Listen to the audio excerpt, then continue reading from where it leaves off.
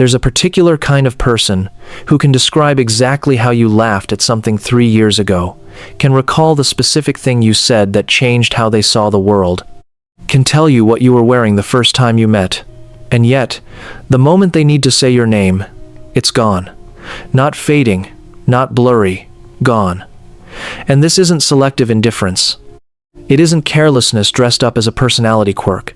Something genuinely different is happening inside their minds, something rooted in the architecture of memory itself.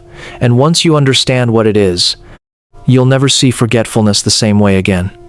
Your brain is not a recorder. It never was. It doesn't save experiences the way a camera saves footage, clean, sequential, retrievable on demand. What it actually does is prioritize. It filters the entire flood of incoming information and decides, without your permission, what gets kept and what gets quietly discarded. And the criteria it uses for that decision are not random. Your brain holds onto things that carry emotional weight, things that connect to something you already know, things that feel meaningful in the body before they're even fully processed by the mind. Everything else it lets go.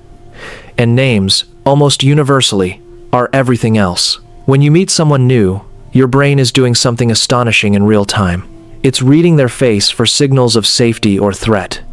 It's registering tone, calculating social hierarchy, searching its archive for anyone who looks or sounds like this person, deciding what impression you're making, drafting your next sentence. Your working memory. The short-term holding space in the prefrontal cortex is at maximum capacity. And into that exact storm of cognitive activity, someone hands you a single, arbitrary sound. Their name. Hi, I'm Daniel. Daniel. And Daniel doesn't mean anything. It connects to nothing already in your mental landscape. It triggers no image, no smell, no story, no sensation.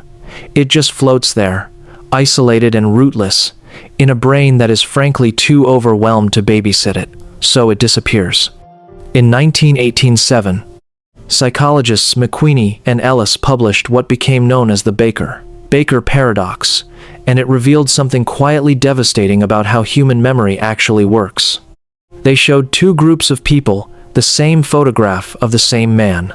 They told one group the man was a baker by profession. They told the other group that Baker was simply his last name.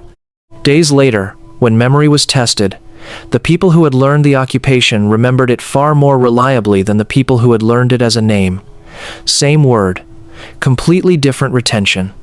Because Baker as a job activates a whole network of meaning: flour, warmth, early mornings, bread rising, while Baker as a name activates nothing. It lands in the brain and finds no surface to grip. This is not a flaw. This is your brain being ruthlessly efficient. It stores meaning, not sounds.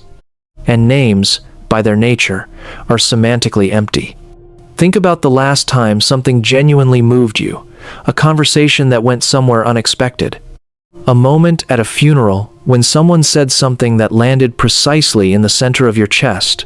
The smell of a hospital corridor, the day something changed. You remember all of it. You remember it the way you remember a dream you swore you'd never forget. And yet if someone asked you what was printed on the program that day, you'd have nothing. Because your brain made a quiet executive decision. It decided what mattered. And it was never printed. It was never the label. It was the feeling underneath. Names are the printed text. Everything else about a person is the feeling underneath. If any part of this is landing for you, take a second to like the video. It genuinely helps more people find these conversations. And if you're someone who comes here to understand the quieter, stranger workings of the human mind, consider subscribing. It makes it possible to keep making these deep dives. But here is where it gets more personal and more uncomfortable, because for a significant number of chronic name forgetters, the problem isn't purely architectural. It's psychological in a different way. It's about where they are during the moment of introduction. In 1973, psychologist Malcolm Brenner documented something called the next-in-line effect. In groups where people were waiting their turn to speak, Memory for what the person directly before them said was dramatically reduced, not because they were uninterested, but because internally, they'd already moved on, already editing themselves, already preparing. They were physically present and mentally somewhere else, halfway into a future version of the conversation that hadn't happened yet. People who live with anxiety, or even just an unusually active self-consciousness, exist in that state almost permanently. During introductions, they are rarely fully here. They're monitoring, they're checking. Am I coming across well? Is this handshake too firm? Did I just interrupt them? What do I do with my hands? And in the exact instant a name is offered to them, they're already somewhere else. The name arrives. They're not home. It passes through and leaves no trace. This means that for many people who chronically forget names, the issue isn't memory capacity, it's a preoccupation. Their minds are genuinely elsewhere during the only window when the information could have been absorbed. And there is something quietly worth knowing about that, because preoccupation born from anxiety is not the same as indifference. It looks the same from the outside. It does not feel the same from the inside. There is also something worth saying about what it is these people do remember. Because the pattern is consistent, and it tells you something real about how their minds are built.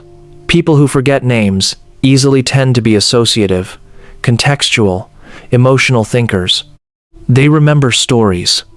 They remember the atmosphere. They remember the specific way a feeling arrived. Ask them what someone ordered on a first date 5 years ago and they might actually know. Ask them to describe how a room felt during an argument, the particular quality of the silence, and they'll give you something that sounds like literature. Their memory is rich. It's just rich in the wrong direction for social convention. It catalogs everything except the label. And the label is the one thing society has decided is the measure of whether you were paying attention. This is the paradox worth sitting with. The people who forget your name are often the people who remember you most precisely, just not by name. They remember the texture of who you are. They hold the version of you that existed in the room, in the conversation, in the specific thing you said that changed the air slightly. They were there. They simply were not there for the single least interesting thing about you. The arbitrary sound your parents assigned you before you had done a single thing worth remembering. And for the people on the other side of this, whose names get forgotten repeatedly, sometimes by people who matter to them, the sting of it is real, and it would be dishonest to skip past that. Having your name forgotten again lands like a quiet, pointed message. You didn't stick. You didn't matter enough to hold on to. That's what it feels like, even when the rational mind knows it isn't true. Even when you understand neuroscience, the feeling arrives before the reasoning does. But the feeling is wrong about what it means. The person who forgot your name likely replayed the conversation afterward. They probably remember what you said about your family, or the offhand observation you made that surprised them, or the specific way you went quiet before saying something true. They were listening. Just not to the one part everyone uses as shorthand for having been listened to at all. There are things you can do if you want to get better at this. Repeating someone's name back to them immediately when you meet them.